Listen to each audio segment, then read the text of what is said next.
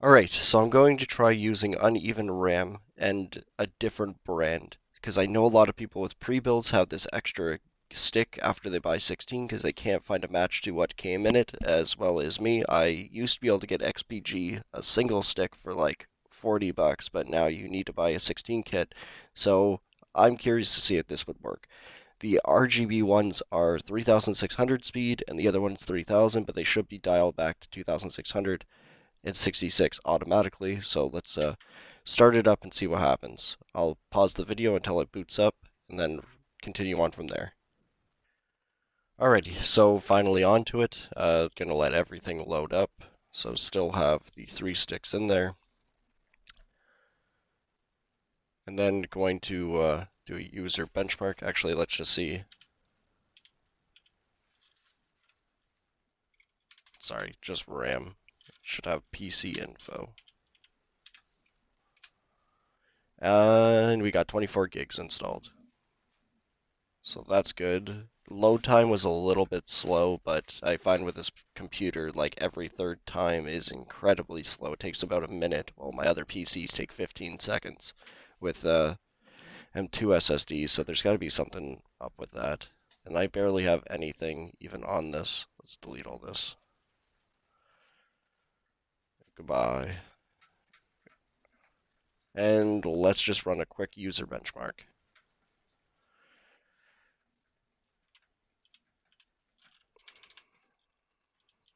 I'm sorry if you guys can hear my dog chewing. He's got his new toy. And we run the free little download. Sorry, I'll make it so you guys can actually see. And open. And yes. And run. Make sure this test actually scores as high as it should. I'm going to close a bunch of things. That should be good. So I am curious if we get a bump in score for RAM. Now 24 gigabytes probably is going to help too much with computer games because most only optimize at 16, but if you're doing other stuff and you have this extra stick sitting around, you might as well just add it rather than trying to sell it and selling it for like 20 bucks and then not having it. Why not just use it? And if your friend ever is building a PC, sell it to them for cheap rather than some stranger. Like 8 gigabytes enough is enough to get you started in gaming. And if you play on high settings and not aiming for high FPS, you're not going to be too upset. Like CPU demanding games and games that you want more stable high FPS, you're definitely going to need 16. Shouldn't be too long. I'll just pause it until it's done.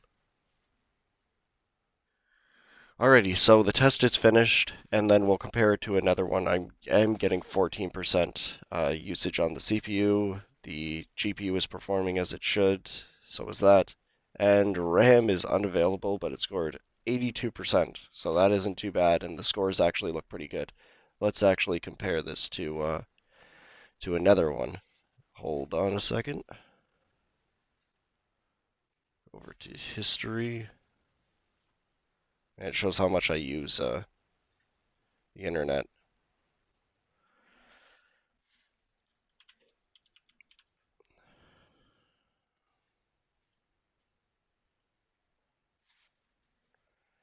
And then here we go. So we did get a little bit lower on the GPU. So 71 on this one, 95, 94, 65, 63. So actually performance did go down. 82.3, 85. So performance did actually go down.